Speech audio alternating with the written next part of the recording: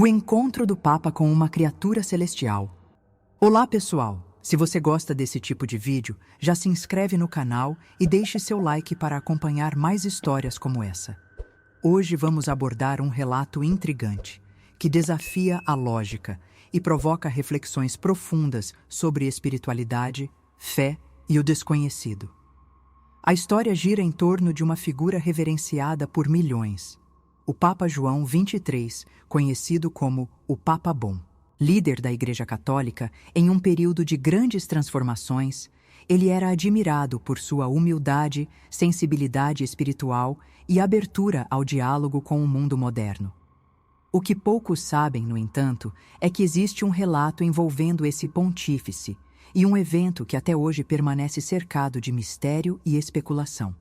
Esse episódio teria ocorrido no verão de 1961, na residência papal de verão, o Palácio Apostólico de Castel Gandolfo.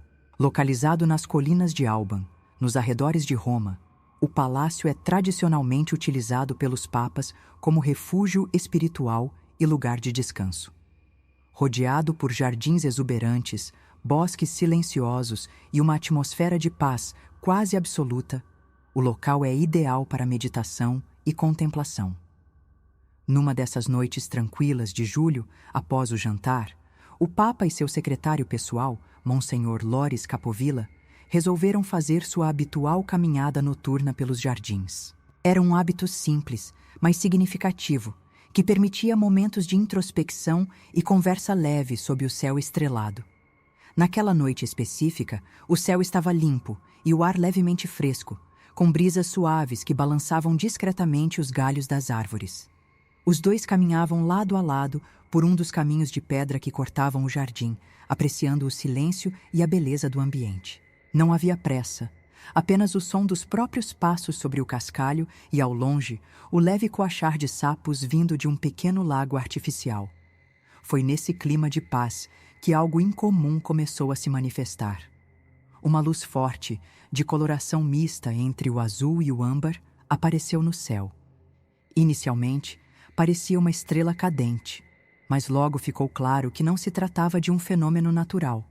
A luz se movia lentamente, de forma controlada, e parecia emitir um brilho pulsante, como se respirasse. O Papa e Capovilla pararam, intrigados, e observaram em silêncio. Não havia som algum vindo daquele objeto. Nenhum ruído mecânico, nenhum sinal de motor ou hélice. Apenas uma presença constante e crescente, que parecia se aproximar do solo com suavidade. A luminosidade era intensa, mas curiosamente não incomodava os olhos. Era como se envolvesse o ambiente em uma aura de quietude, como se o tempo desacelerasse ao seu redor. O ar parecia vibrar levemente, como se uma onda de energia percorresse o espaço. O objeto, agora claramente identificado como uma nave de formato arredondado, desceu lentamente até o gramado ao sul do jardim. Era metálico, com uma superfície uniforme e sem marcas visíveis de parafusos, portas ou janelas. A estrutura parecia feita de um material desconhecido, com um brilho próprio, como se refletisse uma luz interna. O pouso foi absolutamente silencioso, acompanhado apenas por um zumbido quase imperceptível, mas que causava uma leve pressão nos ouvidos. Capovilla, mais tarde, relataria que sentiu uma sensação estranha, como se o ambiente ao redor tivesse mudado de densidade. Ambos permaneceram imóveis, dominados por uma mistura de espanto e serenidade. O Papa João XXIII, longe de demonstrar medo ou hesitação, parecia completamente atento ao que estava diante de si. Seus olhos estavam fixos na nave e sua postura era de expectativa respeitosa. A tensão no ar era quase palpável, como se algo extraordinário estivesse prestes a acontecer. De repente, uma abertura surgiu na base da nave. Não foi um movimento brusco, mas uma transição quase orgânica, como se o próprio material se reorganizasse para dar passagem ao que viria a seguir. Dessa abertura, uma figura humanoide surgiu lentamente. Tinha estatura mediana, talvez pouco mais de 1,70 m, e uma presença marcante que imediatamente capturou a atenção dos dois homens. A figura parecia flutuar levemente antes de tocar o chão, embora não houvesse qualquer indício de tecnologia visível em seu corpo. Não usava roupas como as nossas, nem havia qualquer sinal de máscara, capacete ou proteção. O corpo era envolto por uma luminosidade dourada que não refletia a luz do ambiente, mas sim parecia irradiar de dentro do próprio ser. A luz era constante, suave, e dava à figura uma aparência quase etérea. Seus traços eram extremamente harmoniosos, com uma fisionomia que não correspondia a nenhuma etnia humana em particular. O rosto transmitia serenidade e compaixão, e seus olhos tinham um brilho incomum, como se contivessem uma profundidade difícil de descrever. Não havia sinal de agressividade, nem qualquer gesto ameaçador. Pelo contrário, a criatura mantinha os braços levemente afastados do corpo, em uma postura aberta e acolhedora. Era como se estivesse ali não para intimidar, mas para estabelecer uma conexão pacífica e significativa. Capovilla descreveu aquela presença como profundamente espiritual, algo que não se encaixava em nenhuma explicação racional, mas que também não remetia imediatamente a algo maligno ou estranho. Era como se estivessem diante de um ser de uma ordem superior, dotado de uma consciência além da nossa compreensão. A sensação predominante era de reverência. O próprio ar parecia carregado de um significado invisível, como se tudo ao redor estivesse em suspenso, testemunhando um momento de grande importância. A experiência era silenciosa, mas intensa, como um encontro entre dois mundos distintos que, por um instante, coexistiam no mesmo espaço. Nesse instante, ambos, o Papa e Capovilla, se ajoelharam. Não por medo, mas por um impulso instintivo de respeito profundo. Era como se tivessem sido tomados por uma emoção que ultrapassava a lógica e a razão. Ajoelhar-se ali, diante daquela figura, parecia a única resposta possível ao que estavam presenciando. O Papa, com as mãos unidas, inclinou levemente a cabeça, como quem ora em silêncio. Capovilla, um pouco mais atrás, mantinha os olhos fixos no ser, tentando entender, registrar mentalmente cada detalhe, enquanto o coração batia mais rápido, dominado por uma inquietação serena. A figura não falou. Tampouco gesticulou de maneira teatral ou explícita. Sua simples presença já comunicava algo profundo, que ressoava diretamente na percepção dos dois homens. Era como se uma linguagem silenciosa, feita de intuições e sensações, estivesse sendo transmitida naquele exato momento. Os minutos seguintes foram marcados por essa quietude carregada de significado. Não havia necessidade de palavras, pois tudo parecia estar sendo compreendido em um nível diferente, mais sutil, mais essencial. O tempo, para os dois, parecia ter deixado de existir. Foi nesse momento que o Papa João XXIII se ergueu lentamente.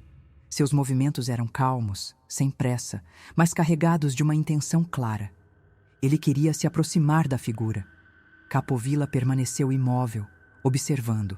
O Papa deu alguns passos à frente, com os olhos fixos na criatura. A cena era quase onírica, como retirada das visões descritas nos textos místicos ou nos relatos de santos ao longo da história. A figura permaneceu imóvel, aguardando, como se soubesse exatamente o que estava prestes a acontecer. Conforme o Papa se aproximava, a luz ao redor da figura parecia intensificar-se ligeiramente, mas sem ofuscar. Era como se estivesse reagindo à aproximação de forma sutil, acolhedora. Quando o Papa ficou a poucos metros de distância, ele parou. Não falou, não tentou tocar. Apenas permaneceu ali, em pé, olhando nos olhos daquele ser. Foi nesse instante que, segundo Capovilla, começou uma comunicação silenciosa entre os dois. Uma troca que escapava a qualquer descrição convencional, algo que ele, como testemunha, jamais conseguiria traduzir em palavras. Era uma forma de entendimento direto, como se pensamentos fossem transmitidos sem mediação. O Papa mantinha uma expressão serena, às vezes inclinando levemente a cabeça, como quem escuta atentamente. Capovilla não conseguia ouvir nada, mas tinha a nítida impressão de que algo muito importante estava sendo compartilhado naquele momento. Era como se uma sabedoria profunda estivesse sendo transmitida, algo que tocava diretamente a alma e não passava pelos sentidos habituais. A comunicação durou cerca de 20 minutos em completo silêncio. Durante esse tempo, Capovilla não tirava os olhos da cena. Por mais que tentasse entender, tudo lhe escapava. O que via era um encontro que não se encaixava em nenhuma categoria conhecida. Não era uma visão religiosa no sentido tradicional, tampouco um fenômeno físico claramente identificável. Era algo que desafiava qualquer explicação. Ao fim do que parecia ser essa conversa silenciosa, o Papa deu um passo para trás, abaixou a cabeça uma última vez em sinal de respeito e se afastou lentamente, retornando à posição onde estava seu secretário. O ser permaneceu onde estava por mais alguns segundos, depois girou suavemente e voltou à nave. A abertura se fechou da mesma forma misteriosa como havia surgido e a estrutura começou a se elevar. O zumbido retornou, suave, e a nave foi subindo verticalmente, sem pressa, até desaparecer entre as estrelas. Quando o silêncio voltou a reinar por completo, o Papa virou-se para Capovilla e, com um olhar sereno e distante, disse algo que ele jamais esqueceria. Os filhos de Deus estão em todas as partes. Algumas vezes temos dificuldade em reconhecer nossos próprios irmãos. Capovilla permaneceu em silêncio após ouvir aquelas palavras. Ele sabia que tinha presenciado algo fora dos limites do entendimento humano comum, mas também sentia que aquilo não deveria ser questionado ou investigado além do necessário. Era como se aquele momento tivesse sido um presente silencioso, um segredo que não deveria ser exposto sem propósito. Ao retornarem à residência, ambos seguiram em silêncio até seus aposentos. Não houve troca de olhares adicionais, nem qualquer tentativa de racionalizar o que havia acontecido. Era evidente que algo profundamente significativo tinha ocorrido, mas também era claro que esse significado precisava ser digerido em silêncio, com respeito e tempo. Nos dias seguintes, Capovilla notou uma mudança sutil no comportamento do Papa.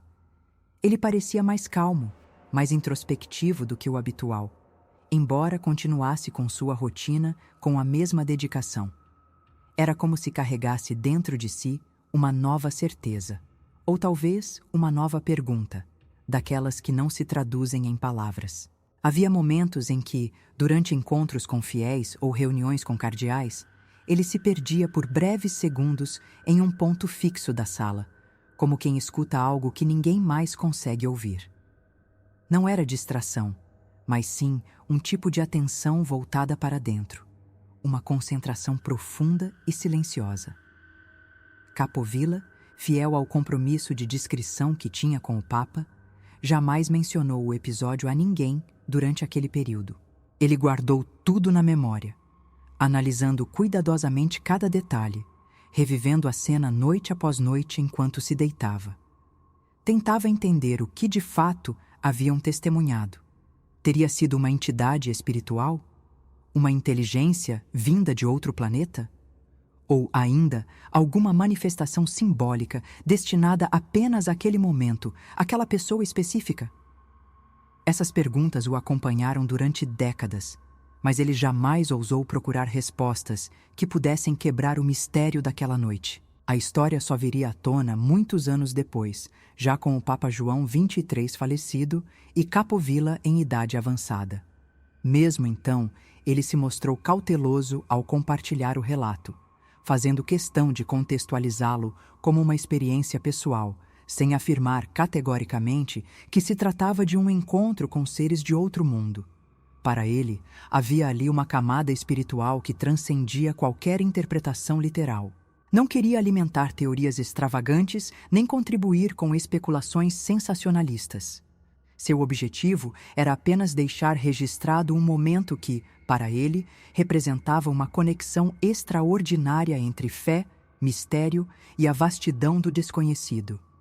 O mais impressionante, segundo estudiosos que analisaram o depoimento de Capovilla, é o fato de que seu relato jamais se contradisse ao longo dos anos. Em todas as vezes que abordou o assunto, manteve os mesmos detalhes, as mesmas expressões e sempre reiterou o impacto espiritual da experiência. Isso levou muitos a acreditar que, mesmo que não tenha havido um encontro literal com uma criatura extraterrestre, o que ocorreu naquela noite foi, sem dúvida, algo de natureza profundamente transformadora. Inclusive, há quem compare o episódio com os relatos místicos de grandes santos, que muitas vezes descreveram visões celestiais com características semelhantes. Existem registros históricos que sugerem que, após esse verão de 1961, o Papa intensificou ainda mais seu discurso sobre fraternidade universal e a presença de Deus em todos os povos e culturas. Em suas homilias, passou a enfatizar com maior frequência que a criação divina era muito mais vasta do que os limites conhecidos da Terra. Nunca fez menção direta ao episódio, mas aqueles que conviveram de perto com ele notaram que sua espiritualidade havia adquirido uma profundidade ainda maior. Era como se estivesse em paz com um segredo que não precisava ser revelado para que fosse verdadeiro. Até hoje, o Vaticano nunca emitiu qualquer comentário oficial sobre essa história. Alguns a consideram uma lenda piedosa, outros a tratam com ceticismo ou como uma alegoria com valor simbólico. No entanto, o relato continua a circular, especialmente entre estudiosos que se dedicam a investigar a relação entre espiritualidade e fenômenos inexplicáveis. Para muitos, é um exemplo poderoso de como fé e mistério podem caminhar lado a lado, e de como, às vezes, os momentos mais reveladores não são aqueles amplamente divulgados, mas sim os que permanecem em silêncio, guardados no coração de quem os viveu.